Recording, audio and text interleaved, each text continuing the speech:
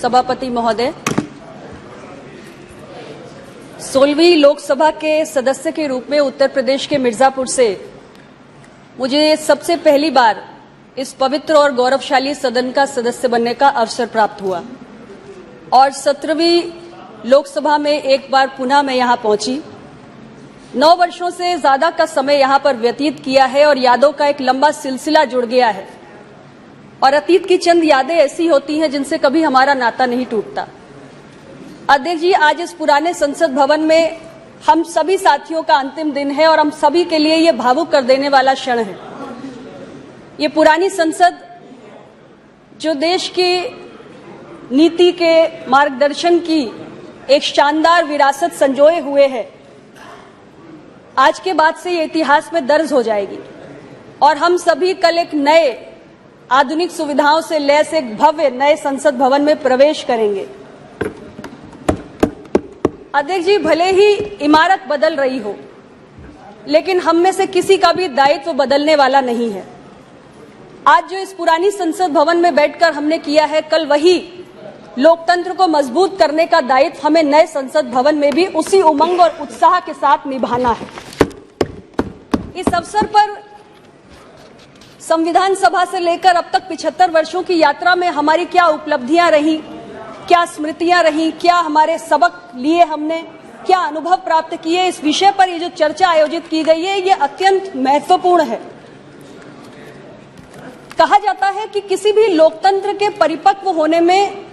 150 से 200 साल का समय लगता है, लेकिन भारत आज अपने लोकतंत्र के आजादी के 75 वर्ष पूरे कर चुका है। तो उस दृष्टि से देखा जाए तो हमारे देश का लोकतंत्र भी अपने शैशवावस्था में ही है, लेकिन इस शैशव काल में ही हमने ऐसी तमाम उपलब्धियां प्राप्त की हैं जो हमें गौरवान्वित करती हैं, हतप्रभ करती हैं। कई खट्टे मीठे अनुभव हैं, कई हमारे पास मूल्यवान स्मृतियां हैं और कई गहन सारयुक्त हमारे पास सबक भी हैं जो इतने वर्षों के लोकतंत्र की इस यात्रा में हमने प्राप्त किए हैं। अध्यक्ष जी, अगर मैं स्मृतियों की बात करूं तो हमारा यह पुराना संसद भवन ये अपने भीतर संजोए हुए है उन स्मृतियों को जब संविधान के निर्माण के लिए एक जीवंत बहस हुई। इसी संसद भवन के माध्यम से 1955 में अस्पृश्यता के खिलाफ कानून बना और 90 के दशक में मंडल कमीशन लागू हुआ। यहीं से जीएसटी का नया वन नेशन वन टैक्स का कानून आया। तो बहुत सारी ऐसी यादें ये पुराना संसद भवन अपने अंदर संजोए हुए है। यदि उपलब्धियों की मैं बात करूं तो ये वो संसद भवन है जिसने देश को एक परमाणु शक्ति के रूप में उभरते हुए भी देखा है, तो आज देश को चांद के दक्षिण ध्रुव पर उतरते हुए भी देखा है। ये वो संसद भवन है जो भारत को दुनिया की 5वीं सबसे बड़ी अर्थव्यवस्था बनते हुए देखने का भी साक्षी बना है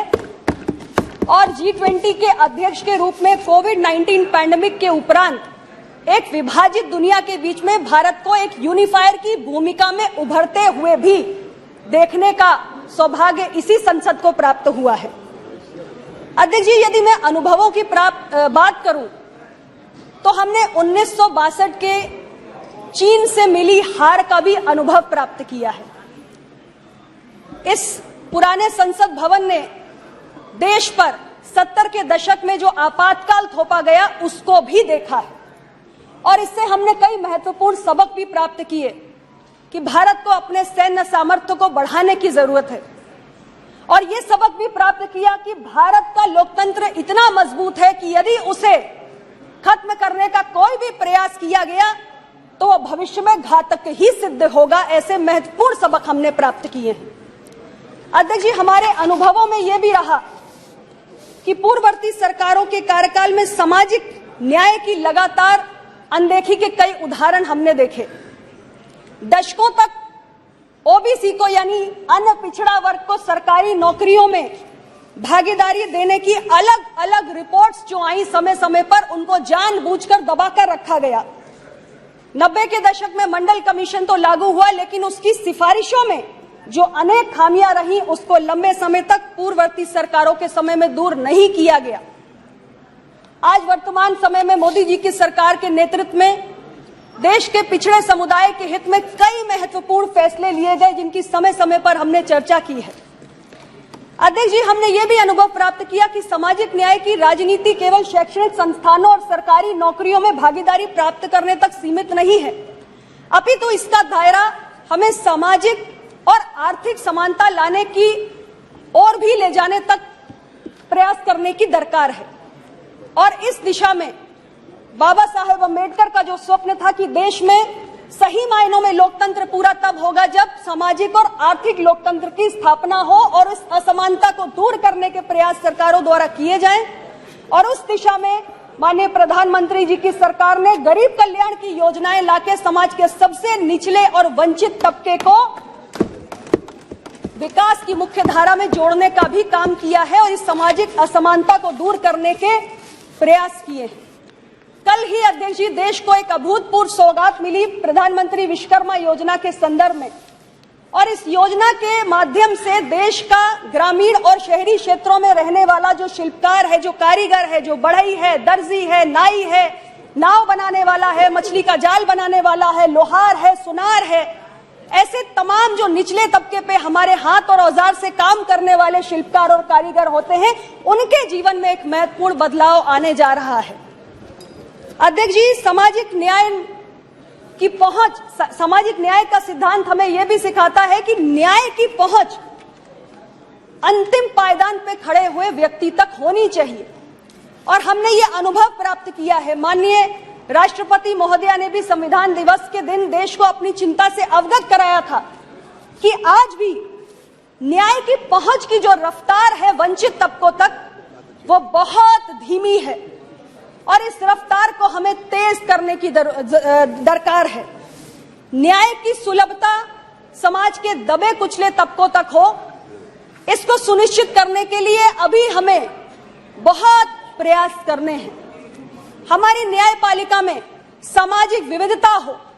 यानी समाज का जो दबा कुचला वर्ग है वो भी न्यायपालिकाओं में स्थान पाए,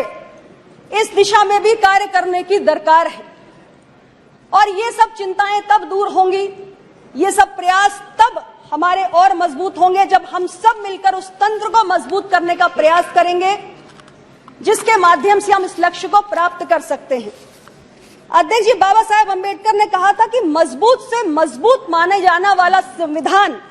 फेल हो सकता है और कमजोर से कमजोर समझा जाने वाला संविधान सफल हो सकता है यदि इसको लागू करने वाला तंत्र मजबूत हो। और कहीं ना कहीं